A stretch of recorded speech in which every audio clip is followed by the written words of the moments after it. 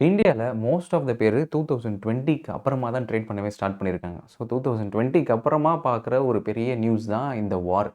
So இந்த வார் டைமில மார்க்கெட்டோட ரியாக்ஷன்ஸ பார்த்து நெறைய பேர் வந்து பேனிக் மோட்ல இருப்பாங்க. பட் ஜென்ரலாவே வார் ஸ்டார்ட் பண்றதுக்கு முன்னாடி இருக்கிற பேனிக் எப்பவுமே அதிகமா இருக்கும். ஸோ அதனால அது என்ன நடக்க போதோ, ஏது நடக்க போதோன்னு ஒரு அன்சர்டனிட்டி இருக்கும்போது மார்க்கெட் பயங்கரமா ரியாக்ட் ஆகும். பட் ஒன்ஸ் வார் ஸ்டார்ட் ஆயிடுச்சுன்னா, அந்த அன்சர்டனிட்டி யூசுவலி கம்மியாயிரும். மார்க்கெட்டோட மூவ்மெண்ட் பார்த்தீங்கன்னா, ரிகவரி ஃபேஸ்ல தான் இருக்கும். இது வந்து ஜஸ்ட் ஒரு 5 இயர்ஸ், 10 இயர்ஸ் ஆஃப் டேட்டா இல்ல.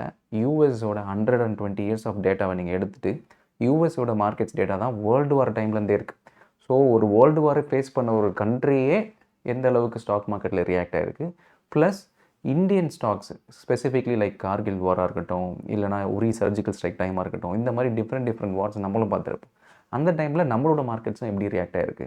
ஸோ ஓவராலாக ஒரு வார் பீரியடில் மார்க்கெட் எப்படி ரியாக்ட் ஆகிருக்கு, அதோட டீட்டெயில் ஸ்டடி தான் இந்த வீடியோ. இதுதான் historical data for Nifty. So Kargil war during 1999ல் நடக்கும்போது இனிஷியலாக வார் நடந்துருமோன்னு ஒரு டென்ஷன் இருந்தது இல்லையா, அந்த டென்ஷன் பீரியட்லேயே நிஃப்டி ஆல்மோஸ்ட் ஒரு 13% கிட்ட கிராஷ் ஆச்சு. பட் ஒன்ஸ் வார் ஸ்டார்ட் ஆனதுக்கு அப்புறமா பார்த்தீங்கன்னா, அடுத்த ஒரு 6 மந்த்ஸில் மார்க்கெட் ரேலி தான் ஆச்சு. ஸோ அது நிஃப்டி ஆல்மோஸ்ட் ஒரு 41% ரேலி ஆச்சு. ஸோ டியூரிங் த கார்கில் வாரோட பீரியட் மே 1999 டு ஜூலை 1999 பார்த்தீங்கன்னா ஆல்மோஸ்ட் 41% அப் ஆச்சு. இன்ஃபேக்ட் வார் முடிஞ்சதுக்கு அப்புறமா கூட மார்க்கெட் வந்து ஒன் சைடட் மூவ்மெண்ட்டில் தான் இருந்தது. இது வந்து யூஎஸ் ஸ்டாக் மார்க்கெட்ஸோட ஓவரால் ப்ரைஸ் ஹிஸ்ட்ரி ஃப்ரம் 1952லேருந்து 2021 வரைக்கும் பார்த்தீங்கன்னா, ஏகப்பட்ட விஷயம் நடந்திருக்கு, ஏகப்பட்ட கரெக்ஷன்ஸ் நடந்திருக்கு. லைக் கொரியன் வார் ரெசெஷன்ஸ் நடந்திருக்கு, அதுக்கப்புறமா கிரெடிட் கிரன்ச் நடந்திருக்கு, நிக்சன் ரெசெஷன்ஸ் நடந்திருக்கு, ஆயில் கிரைசிஸ் டியூரிங் 1970ஸில் oil crisis, Iranian oil crisis, Gulf war, இந்த எல்லா பீரியடும் பாருங்கள், எல்லா பீரியடுமே ஒரு ஷார்ட் டேர்ம் டவுன் ட்ரெண்டில் இருக்குது. பட் எவென்ச்சுவலி இந்த நெக்ஸ்ட் 6 மந்த்ஸ் பார்த்திங்கன்னா அது ஒரு பெரிய ரெக்கவரி ஃபேஸ் தான் பார்த்துருக்கு. ஸோ இர்ரெஸ்பெக்டிவ் ஆஃப் இந்த லாஸ்ட் 50-70 இயர்ஸ் ஆஃப் டேட்டா நீங்கள் எடுத்து பார்த்தீங்கன்னா, எவ்ரி சிங்கிள் டைம் அந்த கிரைசிஸ் வரும்போது, அந்த கரெக்ஷன்ஸ் வரும்போது அது ப்ரூட்டலாக தான் இருந்திருக்கு. பட் எவென்ச்சுவலி பார்த்தீங்கன்னா நெக்ஸ்ட் ஆன் அ லாங் ஹாரிசானில் எல்லா கிரைசிஸுமே அது ஓவர் கம் பண்ணி மேலே தான் போயிருக்கு மார்க்கெட். இன்ஃபேக்ட் நம்ம இன்னும் ப்ரீவியஸாக போயிட்டு 1870லேருந்து டேட்டா எடுப்போம். 1870லேருந்து 2020 வரைக்கும் நீங்கள் டேட்டா எடுத்திங்கன்னா, ஜஸ்ட்டு வெறும் க்ரோத் ஆஃப் $1, வெறும் ஒரே $1 ஒருத்தவங்க 1870ல் இன்வெஸ்ட் பண்ணியிருந்தாங்கன்னா, இப்போது அதோட வேல்யூ ஆல்மோஸ்ட் $19,000. ஸோ நான் முன்னாடியே சொன்ன மாதிரி அந்த சின்ன சின்ன ரெட் பீரியட்ஸ்லாம் இருக்கு இல்லையா, அது எல்லாமே வந்து ஒரு கிரைசிஸ் பீரியட் தான். ஸோ ஸ்டார்டிங் ஃப்ரம் ஒரு 200 வருஷத்துக்கு முன்னாடியே நம்ம போய் பார்த்தா கூட அதில் ஏகப்பட்ட வார் பிரேக் ஆகிருக்கு, ஏகப்பட்ட ரெசெஷன்ஸ் நடந்திருக்கு, ஏகப்பட்ட கிரேட் டிப்ரெஷன்ஸ் மாதிரி பீரியட் நடந்திருக்கு. Irrespective of all that eventually பார்த்தீங்கன்னா ஒருத்தவங்க லாங் டேர்ம் இன்னும் ஹோல்டிங்ஸ் வச்சுருக்காங்க, இல்லைனா நான் ஸ்டாக் மார்க்கெட்டில் லாங் டேர்மாக ஒருத்தவங்க இருக்காங்கன்னா, they are the one who are least bothered. In fact அவங்க தான் வந்து இந்த மாதிரி பீரியடில் தே பை மோர், தே இன்வெஸ்ட் மோர். ஏன்னா இந்த மாதிரி கிரைசிஸ் பீரியடில் தான் வந்து கரெக்ஷன்ஸே வந்து ரொம்ப ரேராக நடக்கும். அந்த பீரியடில் ஒருத்தவங்க அக்யூமுலேட் பண்ணும்போது அவங்களோட அந்த லாங் டேர்ம் யூனிட்ஸ் அக்யூமுலேஷன் அதிகமாகவும், லாங் டேர்ம் ஹோல்டிங்ஸ்க்கான வேல்யூவும் அப்ரிஷியேட் ஆகும்.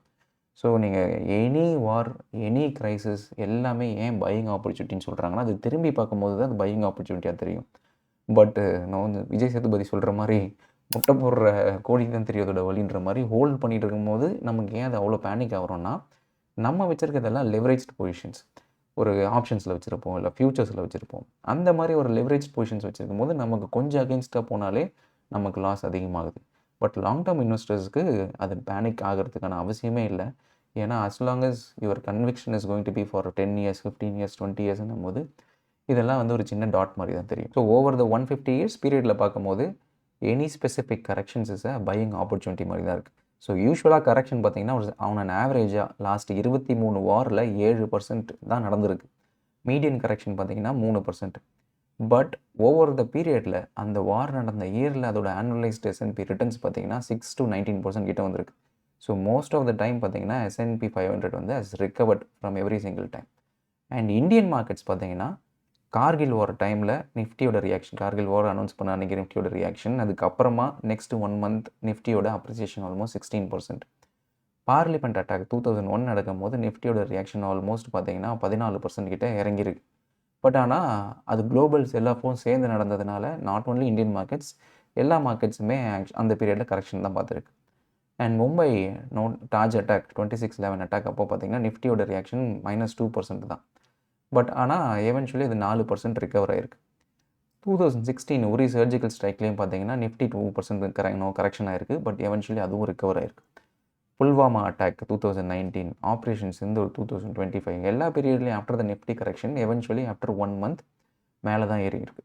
ஸோ கன்சிஸ்டண்ட்டாக எவ்ரி சிங்கிள் டைம் இந்த கரெக்ஷன்ஸ் பீரியட் யாராவது if they made use of it, eventually அந்த கம்மிங் மந்த்ஸில் நிஃப்டி வந்து ரியாக்ட் ஆகி மேலே தான் போயிருக்கு. அதேமாரி இந்த வார் டைம்லாம் இட் இஸ் ஒரு பெரிய விஷயம் ஃபார் ஆப்ஷன் ட்ரேடர்ஸ். ஏன்னா இந்த மாதிரி பீரியடில் தான் அன்சர்டனிட்டி அதிகமாகும். அன்சர்டனிட்டி அதிகமாகும் போது பேனிக் அதிகமாகும். ஸோ பேனிக் அதிகமாகும் போது என்ன பண்ணுவாங்கன்னா, நிறைய மியூச்சுவல் ஃபண்ட்ஸ், இன்ஸ்டிடியூஷனல் இன்வெஸ்டர்ஸ் இவங்கெல்லாம் அவங்களோட போர்ட்ஃபோலியோவை பாதுகாக்கணுன்றதுக்காக ஹெட்ஜ் பண்ணுவாங்க. ஸோ அவங்க போய் இந்த புட் ஆப்ஷன்ஸ்லாம் வாங்கி ஹெட்ஜ் பண்ணும்போது ஐவி ப்ரைஸ் அதிகமாகும். ஸோ அப்போ என்ன ஆகும்னா, நார்மலாக இருக்கிற ப்ரைஸை விட ₹100 விற்க வேண்டிய ஒரு பர்டிகுலர் ப்ரீமியம் ₹150 போய் விற்கும். ஸோ ஐவிஸ் எப்போவுமே எஸ்கலேட் ஆகிருக்கும். பட் இந்த மாதிரி பீரியடில் தான் ஆப்ஷன் செல்லர்ஸ் வந்து நிறைய தேல் மேக் ப்ராஃபிட்ஸ். ஏன்னா அன்சர்டனிட்டி அதிகமாக இருக்கும் போது நார்மலாக இருக்கிற ப்ரீமியமை விட அதிகமாக இருக்கும் அப்படின்றதுனால ஒரு ஆப்ஷன் செல்லராக இருக்கான், எக்ஸ்பைரி டேயில் ட்ரேட் பண்ணுறான்னா அவன் இதுக்கு முன்னாடி எடுக்கிற ப்ராஃபிட் பொட்டன்ஷியல் விட இப்போ அதிகமாக இருக்கும். அதே தான் ரிஸ்க் பொட்டன்ஷியலும். ப்ரீமியம் அதிகமாக வால்டிலிட்டியும் அதிகமாகும். ஸோ அஸ் அன் ஆப்ஷன் செல்லராக அவனுக்கு ரிஸ்க்கும் அதிகம். ஃபார் ஆப்ஷன் பையருக்குமே அது ரிஸ்க் அதிகமாக தான் இருக்கும். ஏன்னா ஐவி அதிகமாக இருக்கும் போது நார்மலாக ₹100 ட்ரேட் ஆகக்கூடிய ஒரு பொருள் வந்து ₹150 இன்ஃப்ளேட் ஆகி ட்ரேட் ஆகும்போது அதை நான் வாங்குறேன்னா என் டைரக்ஷன் மட்டும் கரெக்டாக இருந்தால் பத்தாது, அந்த டைரக்ஷன் கரெக்டாகவும் நடக்கணும், ஃபாஸ்டராகவும் நடக்கணும். அப்போ தான் அவ்வளோ ஐவி அதிகமாக இருந்தாலும் அஸ் அன் ஆப்ஷன் பையராக ஐ கேன் மேக் ப்ராஃபிட். இல்லைனா அந்த பீரியட் வந்து போத் ஆப்ஷன் செல்லருக்கும் சரி, ஆப்ஷன் பையருக்கும் சரி ஒரு கஷ்டமான பீரியடாக தான் இருக்கும். பட் இன் ஜென்ரல் அது ஆப்ஷன் செல்லருக்கு ஆக்சுவலி ஒரு ஈஸியான ஒரு பீரியட்னு கூட சொல்லலாம். ஏன்னா நார்மலாக அவங்க அவ்வளோ ப்ரீமியம் ப்ரைஸ் பார்த்துருக்கவே மாட்டாங்க. ஒரு ஸ்டாண்டர்ட் ப்ரைஸு இந்த மாதிரி வார் சினரியோவில் தான் இன்ஃப்ளேட் ஆகிருக்கும். மற்ற டைமில் அது வந்து படுத்துருக்கும். இந்த டாமி தூங்கிட்டேன் அப்படின்ற ரேஞ்சுக்கு தான் இருக்கும் ப்ரீமியமே. பட் இந்த மாதிரி இன்ஃப்ளேட்டட் டைமில் ப்ரீமியம்ஸும் அதிகமாக இருக்கும், அதுக்கேற்ற மாதிரி ரிஸ்க்கும் அதிகமாக இருக்கும். ஸோ அதை மேனேஜ் பண்ணி நம்ம ட்ரேட் பண்ண கற்றுக்கணும், ஆப்ஷன்ஸில் ட்ரேட் பண்ணுறதா இருந்தால். ஸோ ஃபைனலாக அஜித் சொல்கிற மாதிரி வரலாறு ஒரு வாட்டி திருப்பி பாருங்கள், அது நமக்கு சொல்கிறது ஒரு விஷயம் தான் அப்படின்ற மாதிரி நீங்கள் எனி ஹிஸ்டாரிக்கல் சார்ட்ஸ் பார்த்தாலுமே, இர்ரெஸ்பெக்டிவ் ஆஃப் எனி கிரைசிஸ் வந்தாலுமே, யூஎஸ் மார்க்கெட்ஸும் சரி, இந்தியன் மார்க்கெட்ஸும் சரி, ஓவராலாக அது இதுவும் கடந்து போகும்ன்ற சினாரியோ மாதிரி தான் ஃபாலோ பண்ணியிருக்கு. ஸோ எல்லா கிரைசிஸ்க்குமே ஒரு கரெக்ஷன் வரும்போது அந்த கரெக்ஷனை we have to make use of it and invest in those time. அப்படி பண்ணால் தான் எவென்ச்சுவலி ஆன் த லாங் ரனில் நீங்கள் தப்பான டைமில் உங்களோட போர்ட்ஃபோலியோவை லிக்விடேட் பண்ணியிருக்க மாட்டீங்க. ஸோ ஃபஸ்ட்டு திங் பேனிக் ஆகக்கூடாது.